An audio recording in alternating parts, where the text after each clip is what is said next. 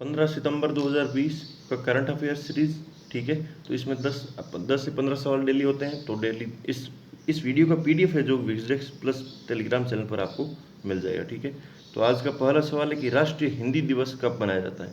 तो राष्ट्रीय हिंदी दिवस है जो कि 14 सितंबर को मनाया जाता है। यदि 10 जनवरी की बात करें तो ये विश्व हिंदी दिवस मनाया जाता है। ठीक है, लेकिन 14 सितंबर को हमारे जो देश में हिंदी दिवस मनाया जाता है। ठीक है, हमारी जो भारत की जो संविधान सभा बनी थी तो इन्होंने हिंदी को आधिकारिक भाषा के रूप में अपनाया, लेकिन साथ साथ में इन्होंने हिंदी के साथ में अंग्रेजी को भी भाषा भारत की भाषा के रूप में चुना और आधिकारिक भाषा का, ठीक है, ऑफिशियल लैंग्वेज का इसे दर्जा दिया गया। तो अब हिंदी और इंग्लिश दोनों भारत की आधिकारिक भाषा के रूप में चलती है, लेकिन 14 सितंबर को केवल और केवल हिंदी को ही भारत की राजभाषा घोषित करना या फिर ये हिंदी दिवस मनाने का टारगेट किया गया। ठीक है, तो आज से सबसे पहला हिंदी दिवस था जो कि 14 सितंबर 1953 को मनाया गया। ठीक है, इस पर क्या होगा, इस पर हिंदी भाषा, जिसमें संविधान भी है कि आर्टिकल 343 के तहत हिंदी को आधिकारिक भाषा के रूप में अपनाया और इसे और प्रचार करने के लिए भी प्रेरित करता है।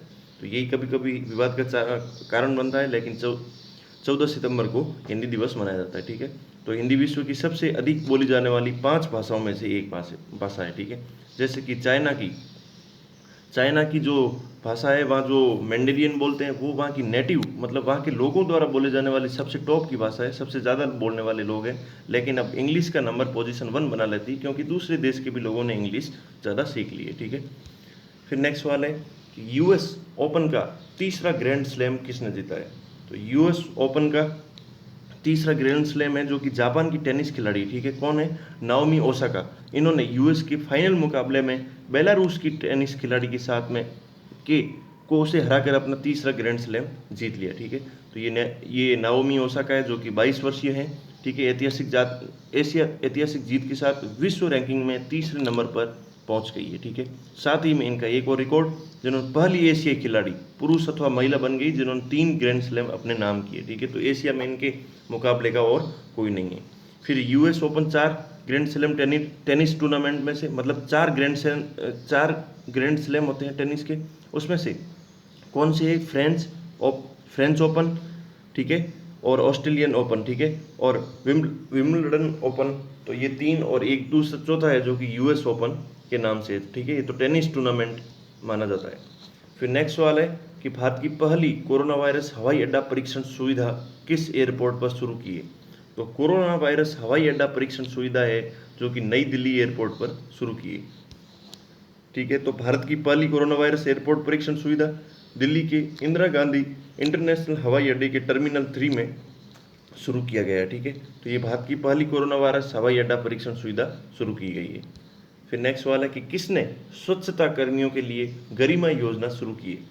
तो जो सफाई कर्मी होते हैं, स्वच्छता कर्मी होते हैं, उनके लिए गरिमा योजना है जो कि राजस्थान सरकार ने किया है, ओडिशा के मुख्यमंत्री ने किया। ठीक है, तो इसमें क्या होगा कि 50 करोड़ रुपए का एक फंड बनाया। ठीक है, ताकि इन लोगों की आर्थिक सुरक्षा और सामाजिक प्रतिष्ठा सुनिश्चित की जा सके। ठीक है, यदि इनके साथ किसी भी प्रकार का अन्याय हो या फिर इन्हें किसी प्रकार की इकोनॉमिक सिक्योरिटी चाहिए तो वो इनके द्वारा प्रोवाइड की जाएगी। ठीक है, तो इस गरिमा योजना को राज्य आवास और शहरी विकास विभाग द्वारा ओडिशा की सभी 114 शहरी स्थानीय निकायों में लागू की जाएगी। ठीक है, तो ये गरिमा स्कीम है जो कि ओडिशा के द्वारा शुरू की गई।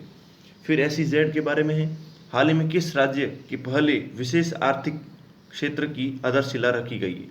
ठीक है, तो इन चारों स्टेट में से कोई एक ऐसा स्टेट है जहाँ पर आज से पहले कोई SEZ इस्टेब्लिश नहीं हुआ है। ठीक है, तो SEZ है जो कि त्रिपुरा की गांव में सबसे पहला ये SEZ खोला गया। ठीक है, तो ये स्पेशल इकोनॉमिक जोन क्या होता है SEZ, तो ये मेनली इनका होता है कि एक्सपोर्ट बेस्ड, मतलब हमारे देश से ज़्यादा इन क्षेत्र से एक्सपोर्ट हो। ठीक है, और साथ ही में इनको एक्स्ट्रा फैसिलिटी जैसे टैक्स बेनिफिट या फिर कुछ टैक्स के ऑफिसर्स इन्हें किसी भी प्रकार का हरासमेंट नहीं कर सकते, कुछ डॉक्यूमेंट को सेल्फ डिक्लेयर करने से भी काम चल जाता है।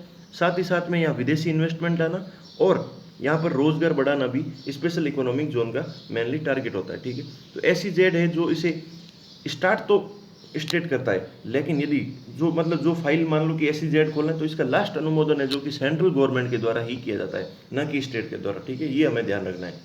मान लो कि कोई भी इसका बिल लेकर आए SEZ के लिए और फिर उसे सेंट्रल में भेजना जरूरी होगा, वहाँ से अनुमोदन रेक्टिफिकेशन होगा, उसके बाद में आप SEZ राज्य में खोल सकते हैं। ठीक है, तो त्रिपुरा की कैपिटल क्या है? अगरतला, और चीफ मिनिस्टर विप्लव कुमार देव। ठीक है, तो ये SEZ खोलेगा। तो ये यहाँ पर नॉर्थ ईस्ट में, ठीक है, नॉर्थ ईस्ट मतलब कि ये जो अपने 7 स्टेट बनते हैं, मेघालय, असम, तो यहाँ पर और भी किसी भी प्रकार के नए नए रोजगार उत्पन्न होने का एक चांस बनेगा। ठीक है, फिर नेक्स्ट वाला कि कौन सी राज्य सरकार महिलाओं को ब्याज मुक्त ऋण प्रदान करने के लिए मुख्यमंत्री महिला उत्कर्ष योजना लॉन्च करेगी? तो मुख्यमंत्री महिला उत्कर्ष योजना, ठीक है, इसमें गुजरात सरकार ने ये किया है कि मुख्यमंत्री महिला उत्कर्ष योजना के तहत महिलाओं को बिना ब्याज, ठीक है, इंटरेस्ट फ्री लोन प्रोवाइड किया जाएगा। तो आप गुजरात की लोकेशन देख सकते हो, ये है। ठीक है, तो आपको महिला उत्कर्ष योजना में इतना ही ध्यान रखना है कि गुजरात में स्टार्ट की गई और यहाँ पर बिना इंटरेस्ट के लोगों को लोन दिया जाएगा। ठीक है, तो 1 लाख रुपए का लोन 10 महिला भागीदारों को बनाया जाएगा, प्रत्येक समूह को 1 लाख रुपए। ठीक है, मतलब 10-10 हज़ार हिस्से में आ सकते हैं, तो 10 लाख महिलाओं को चरणबद्ध तरीके से देने से 1,000 करोड़ रुपए की राशि चली जाएगी। ठीक है, फिर नेक्स्ट वाला है कि वेनिस फिल्म फेस्टिवल 2020 में सर्वश्रेष्ठ पटकथा का पुरस्कार किसने जीता? तो द डिसाइपल ने वेनिस फेस्टिवल 2020 में सर्वश्रेष्ठ पटकथा का पुरस्कार जीता है। ठीक है, तो मराठी भाषा की फिल्म थी, फिल्म का नाम है द डिसाइपल। ठीक है, 77 वेनिस फेस्टिवल हुआ था, इन्होंने ये इनाम जीत लिया। ठीक है, इस फिल्म को मुंबई के फिल्म निर्माता चैतन्य तमहाने ने लिखा और निर्देशित भी किया। ठीक है, और तो राइटिंग और डायरेक्टिंग दोनों की है। फिर द डिसाइपल पहली भारतीय फिल्म है जिसे 2001 में मीरा नायर की मानसून वेडिंग के बाद 20 वर्षों में एक यूरोपीय उत्सव में प्रमुख प्रतियोगिता श्रेणी में भी इसे चुना जा चुका है। ठीक है, तो ये इंपॉर्टेंट अपडेट है। फिर नेक्स्ट वाला कि योशीहाइड सुगा को किस देश के नए प्रधानमंत्री के रूप में चुना? तो योशीहाइड सुगा को है जो कि जापान के, ठीक है, जापान के लिए इन्हें चुन लिया गया, प्रधानमंत्री के रूप में चुना, क्योंकि इससे पहले शिंजो आबे थे, तो उन्होंने हेल्थ इश्यू के कारण अपना इस्तीफा दे दिया था। तो अब योशीहाइड सुगा को सत्तारूढ़ पार्टी के नए रूप में चुना गया। ठीक है, फिर नेक्स्ट वाले, ठीक है, जापान की राजधानी टोक्यो और ये 4 द्वीपों से बना हुआ है। ठीक है, तो और यहाँ पर साथ में लोकेशन देख लीजिए, ये नगोया है, ठीक है, ये ओसाका, तो ये 2 इंपॉर्टेंट लोकेशंस है। फिर ठीक है, हिरोशिमा और नागासाकी भी यहीं इसी के आसपास में सिचुएटेड है। फिर नेक्स्ट वाला कि किस भारतीय राज्य ने राज्य में MSME को सहायता प्रदान करने के लिए सिडबी के साथ में भागीदारी की है? ठीक है, तो MSME को बूस्टअप करने के लिए सिडबी के साथ में जो है राजस्थान गवर्नमेंट ने MOU, ठीक है, मेमोरेंडम ऑफ अंडरस्टैंडिंग, किसी 2 पार्टियों के बीच में कोई ऐसा लेटर साइन करना कि हमारे आने वाली फ्यूचर की शर्तों पर क्या क्या काम करना होगा, तो ये राजस्थान सरकार ने किया। इससे क्या होगा? MSME सेक्टर को, ठीक है, माइक्रो, स्मॉल एंड मिनी, इनको वित्तीय और तकनीकी सहायता प्रदान करने के लिए राजस्थान के उद्योग विभाग की पहल है। ठीक है, तो सिडबी क्या है? SIDBI small industries development bank of India, ठीक है, इसकी स्थापना 1990 में हुई, 1990 में हुई। इसका हेडक्वार्टर है जो कि लखनऊ में सूक्ष्म, लघु और मध्यम उद्यम मंत्रालय। ठीक है, फिर सिडबी वित्तीय सेवा विभाग के तहत संचालित होता है, संसद में एक्ट के द्वारा हुआ था, अतः ये सांविधिक निकाय है। ठीक है, जो यदि मतलब संसद में एक एक्ट लाए, एक्ट के माध्यम से सिडबी की स्थापना की गई, इसका मतलब ये है सांविधिक निकाय। यदि संविधान के आर्टिकल के तहत होती तो होता वो संवैधानिक। ठीक है, यदि आर्टिकल के तहत भी ना हो और एक्ट के तहत भी ना हो तो होता है न संवैधानिक, या फिर न ही संवैधानिक न ही सांविधिक। ठीक है, तो ये इंपॉर्टेंट अपडेट आपको ध्यान रखना है। फिर पुनः संरचित राष्ट्रीय बांस मिशन कब लॉन्च किया गया? तो पुनः संरचित राष्ट्रीय बांस मिशन है जो कि 2018 में लॉन्च किया गया है। तो बांस को है जो कि हरा सोना भी कहा जाता है।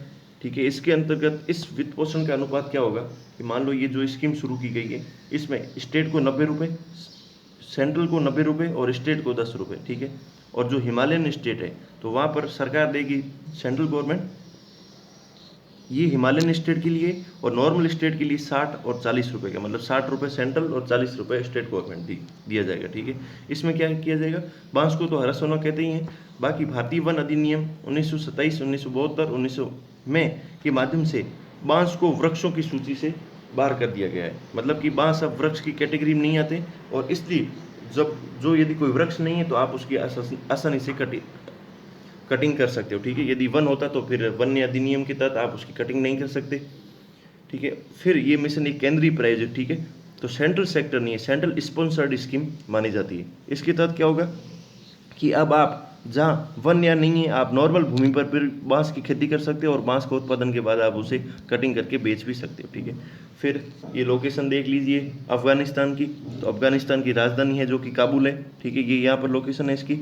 साथ ही में अफगानिस्तान आधिकारिक तौर पर Islamic republic of the Afghanistan मध्य व दक्षिण एशिया के चौराहे पर स्थित है, ठीक है। इनके प्रेसिडेंट है अशरफ गनी, ठीक है।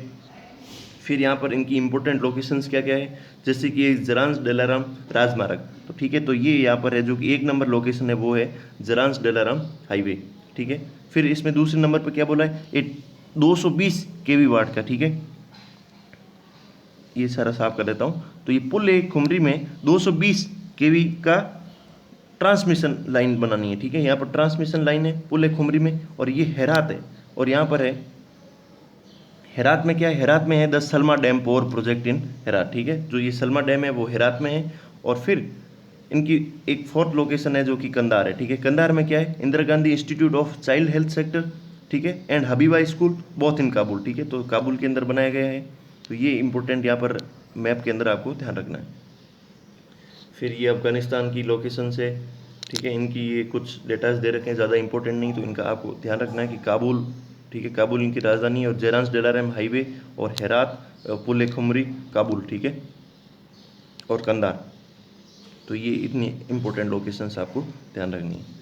फिर 3 सवाल जो हमने कल छोड़ दिए थे, कौन सा 4 धाम परियोजना में शामिल नहीं है, तो इसका राइट आंसर है वैष्णो देवी, ठीक। तो गंगोत्री, केदारनाथ, यमुनोत्री, ये चारों है जो उत्तराखंड में है, और इन्हें 4 धाम परियोजना में शामिल किया गया, ठीक है।